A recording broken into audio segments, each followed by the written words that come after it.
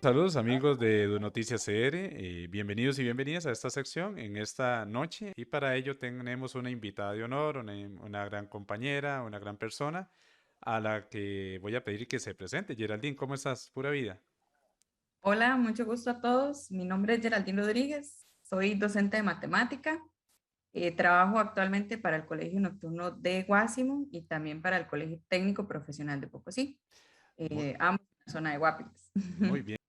Muy bien, Geraldine. Vieras que estuvimos leyendo algunas noticias que en el medio digital El Mundo CR en el 2016 tiran un titular que dice lo siguiente: Colegios nocturnos con severas debilidades pese a que educan el 14.4% de los estudiantes de Costa Rica. Bueno, me quedé asombrado. Sigo buscando noticias y en 2018 el medio digital AM Prensa publica Colegios nocturnos, la cenicienta del sistema educativo. Una frase que utiliza la investigadora del estado de la educación en Costa Rica y que presenta una serie de circunstancias que están pasando. En 2021, mi estimada Geraldine, ¿cuál es la realidad de los colegios nocturnos de Costa Rica? ¿Nos podría conversar un poquito sobre los aspectos positivos y los que definitivamente debería mejorarse? Y muchas gracias por estar por acá. No, gracias a ustedes por la invitación. La verdad es que es un honor, ¿verdad? Dar ese granito de arena, siento yo, desde la parte real del aula, ¿verdad? Que somos los docentes y los estudiantes. Sí, uno a veces lee esos titulares y se queda como en neutro, diría yo, ¿verdad? Totalmente, totalmente.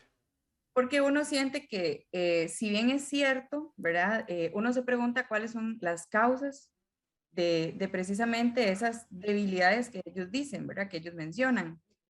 Yo, por ejemplo, bueno, a partir del año 2020 empiezo a trabajar en un colegio nocturno. Yo venía precisamente del bilingüe de Palmares, Ujú. ¿verdad?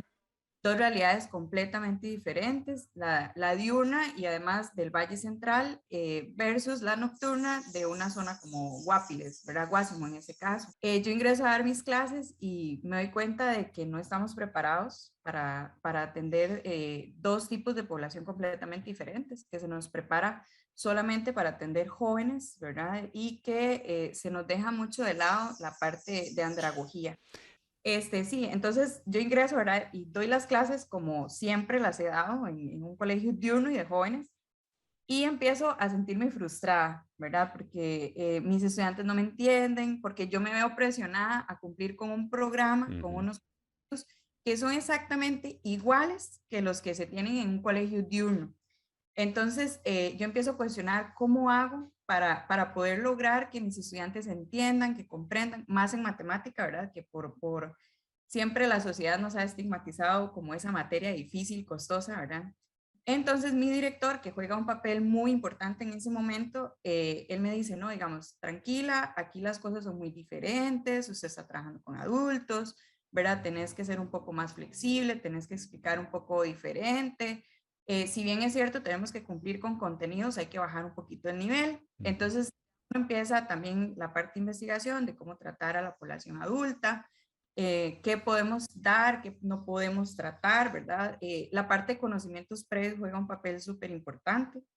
El año pasado, por ejemplo, yo tuve un estudiante que tenía 60 y resto de años y tenía más de 20 años de no haber estado en un aula, ¿verdad? Ajá, el desfase de programas, porque ya de por sí los programas de matemática habían cambiado y la estudiante tenía programas de hace 20 años en su cabecita, ¿verdad? Entonces uno dice, hijo de pucha, ¿cómo hago, verdad? Entra en esa frustración y también eso se transmite a los estudiantes. Entonces, yo quiero empezar por ahí porque en realidad no nos preparan, no se nos da incluso, siento yo, ¿verdad? Que debería ser una de las cosas también a mejorar, mencionándolo de una vez, una capacitación, una asesoría de la gente que conoce sobre educación para adultos. Eh, para mí, la base de lo que se debe mejorar definitivamente es justamente los programas de estudio que sean adaptados para adultos, ¿verdad? Correcto. Porque bien ellos tienen también esperanzas y tienen sueños y quieren ir a la universidad y demás, pero nosotros tenemos que cumplir un programa que ya de por sí es extenso y que lo hemos conversado incluso entre asesores y Ujú. profesores de matemática, en una modalidad en la que las lecciones también son más cortas, ¿verdad? Nosotros trabajamos apenas 35 minutos de lección. Ahorita en pandemia estamos trabajando solamente 25 minutos, ¿verdad? En las lecciones, entonces es súper complicado. Em, El MEP me parece, ¿verdad? El MEP y la sociedad en realidad invisibilizan a esta población. El año pasado, cuando la pandemia inició, yo me sentía muy indignada cuando escuchaba noticias porque decían que los niños y los adolescentes no corrían riesgos y que por ello no iban a suspender lecciones. Y entonces yo me preguntaba, ¿y los adultos? Ni, Digamos, ni los siquiera se mencionarlo. adolescentes. Exacto. Y la mayoría de ellos con factores de riesgo, ¿verdad? Son señores, tengo muchas señoras adultas, muchos señores también, y ellos no se mencionan, simplemente para el MEP son como una población que no existiera, ¿verdad? Me parece igual que hay programas para ellos que, hablando, pues, metiéndonos un poquito en el tema de los Marco Tulio, ¿verdad? Que cerraron, que eran una muy buena opción para este tipo de población. Ujú. El MEP, en lugar de incentivar, le cierra sus oportunidades, ¿verdad? Y es una población que la mayoría trabaja de día y viene cansada, Sí. tiene problemas, depende de la zona donde estemos, hay problemas sociales, económicos difíciles. Ujú. Qué difícil, Sin lugar Geraldine. a duda.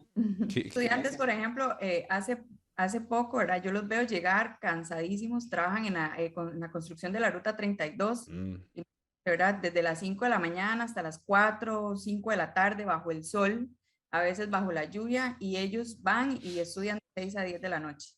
Entonces, les estamos evaluando también de la misma forma en la que evaluamos en un colegio diurno. Tienen las mismas pruebas, anteriormente tenían bachillerato, ujú. ¿verdad? Se les evalúa exactamente igual, sin hacer una diferenciación. En eso va mi siguiente pregunta, Geraldine. En ese contexto, ¿existe una diferenciación en cuanto a estudiantes de colegios nocturnos, colegios diurnos, en cuanto a faro, bachillerato, cuando se hacían antes? Sí, completamente paradójico, ¿verdad? Que se les aplique una prueba exactamente igual.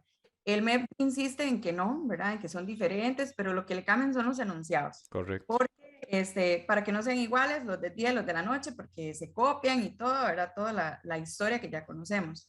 Pero en realidad el trasfondo es que ambas pruebas son iguales. En Faro, los nocturnos todavía no fueron tomados en cuenta para el plan piloto, perdón. Ujú. Entonces, no sabemos si tienen algún tipo de diferenciación.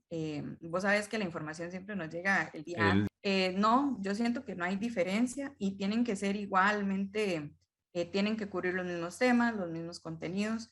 Entonces existe una frustración entre los profes y los estudiantes bastante compleja, porque a veces uno desea ayudarles mucho, pero tal vez no es cuestión de nuestra vocación, ¿verdad? Sino cuestión del tiempo que se nos da, de la poca información que se brinda, y por ahí es como donde inicia más que todo los estigmas que tiene la sociedad y el mismo MEP con la población adulta, ¿verdad? No pueden ser tratados jamás como los estudiantes de un diurno.